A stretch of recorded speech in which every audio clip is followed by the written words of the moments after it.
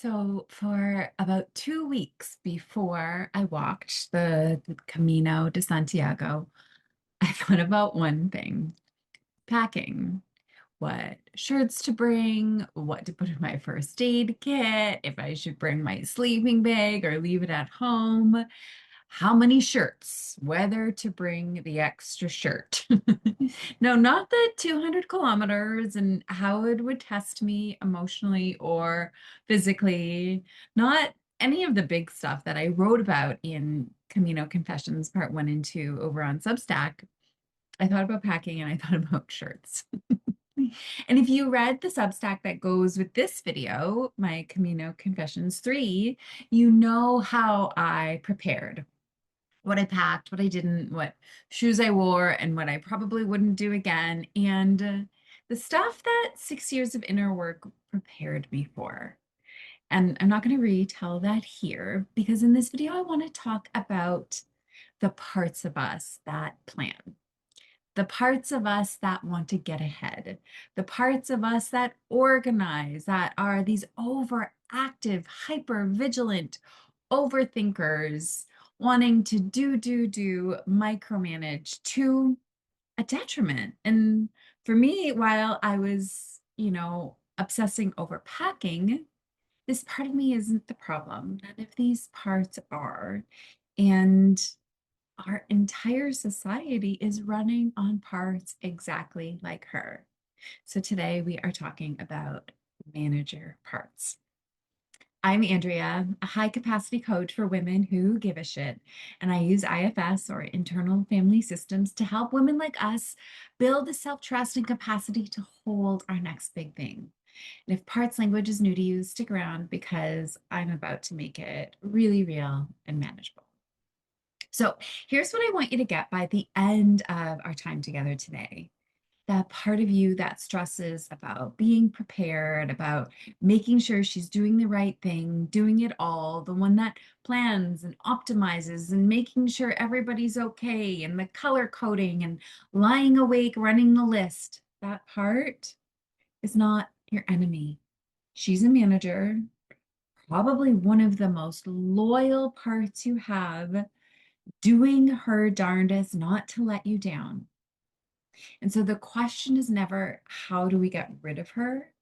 The question is about who is leading her. So in IFS, we talk about this category of parts that we called managers. And managers are this category of parts that keep your life running. They get you where you're going on time. They are the ones that pay the bills and they pick the kids up from school so they're not the last ones waiting on the steps.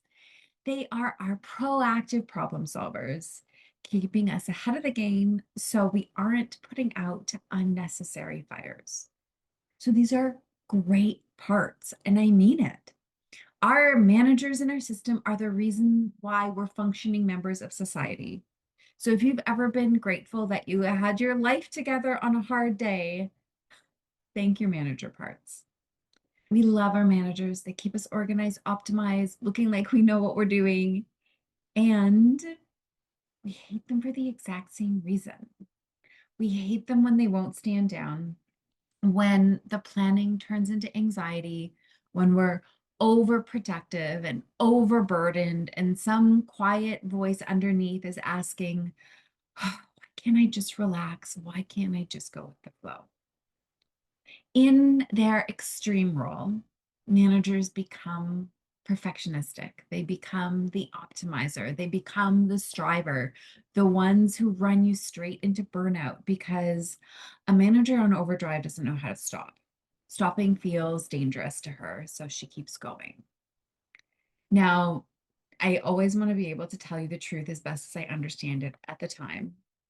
When I was walking on the Camino de Santiago, my manager parts were not extreme. And it would be so easy to be like, oh, they were so dramatic, they were so over the top, but they were not. There was a lot of self energy in my preparation, in my system, because I do the work. And my planning part was doing her job. There is a lot of planning that goes into logistics of any travel or any trip. Um, and I can say that because of the work that I've put in over the years, self energy, me, was able to lead. And when a manager is able to help and self is able to lead her, she's working the way that she's meant to. She plans under the direct guidance of you.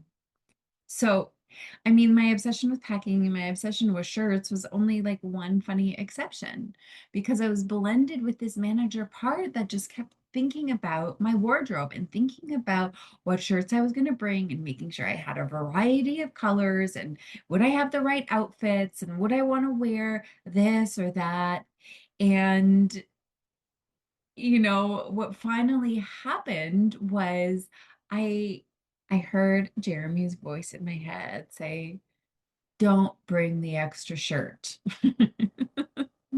And I was like, "Okay, fine." And so this part of me was able to relax because that's what managers actually want. They don't want to run your life forever. They want to know that somebody competent has it handled. And when my planning parts trusted that Jeremy, because he was leading this expedition, had the logistics covered, she was able to rest, right? So managers relax when they trust that self energy is leading. So I want to invite you to explore some of the managers in yourself. So there might be one that gets overwhelmed before you even start. And mine hit a wall for years. Every time I looked into the Camino, there were too many routes, too many starting points. There was rules about, walking 100 kilometers so you could get your certificate at the end. So then it was like, well, where do you even begin? That's 100 kilometers out. And this part of me was just like, okay, I give up. And so this wasn't my manager being lazy. She was protecting, right? She would rather I didn't start than get overwhelmed and get it wrong. And the other part that I want to invite you to look into for yourself is one that I have a real soft spot for, but can still be a manager, which is our personal development manager. Right. This is the part of us that reads the books, does the work, signs up for the retreats, seeks the next threshold. It's just wonderful because like growth is one of my number one values.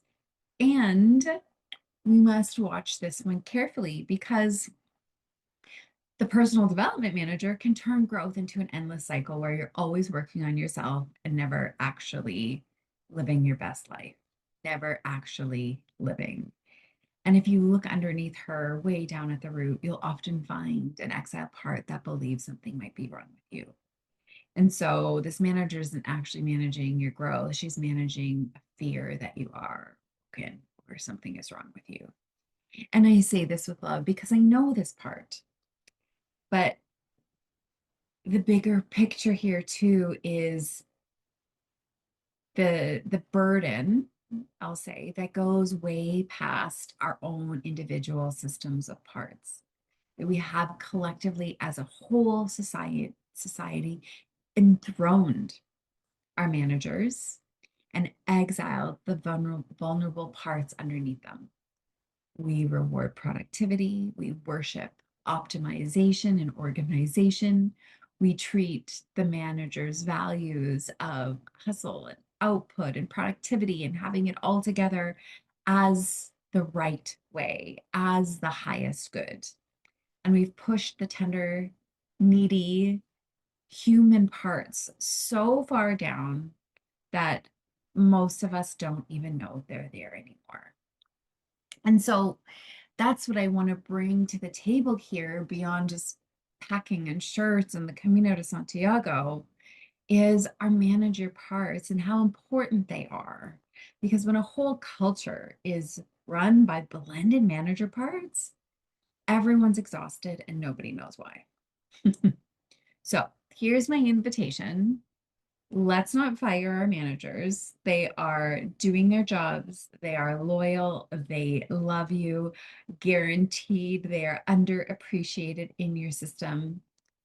But to notice when they're leading and when they're not. and start to gently ask inside, who is in charge right now? Is it me, my capital S self, calm, clear, connected, and curious?